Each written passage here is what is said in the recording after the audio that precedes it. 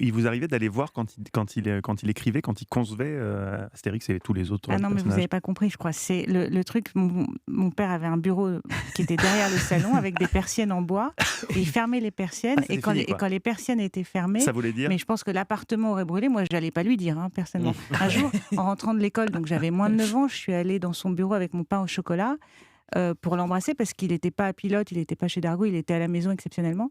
Et donc j'ai ouvert la porte avec mon pain au chocolat et il m'a pas dit bonjour, il m'a dit: «Ce n'est pas l'annexe de la salle à manger ici». Alors, je devais avoir 6-7 ans. J'ai pas compris annexe. J'ai pas compris.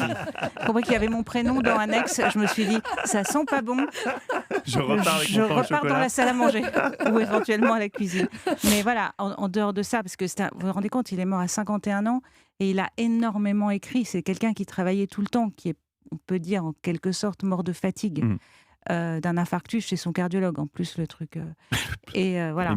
Et donc, il travaillait tout le temps, même quand il travaillait pas. Et j'ai un souvenir assez marrant. Un jour, je rentre de l'école et il travaillait pas. Il était dans le salon, les mains derrière le dos, il tournait en rond. Et je lui ai dit, puisque tu travailles pas, tu vas jouer à la poupée avec moi. Et il m'a répondu, mais tu vois bien que je suis en plein travail. C'était pas flagrant. Et il m'a dit, je cherche des idées. Et alors, tout d'un coup, son métier était concret pour moi. Il cherchait des idées. Mon père cherchait des idées. C'est comme ça, hein, que je l'ai défini le lendemain à l'école. Ça y est, j'ai enfin compris ce qu'il fait, mon père.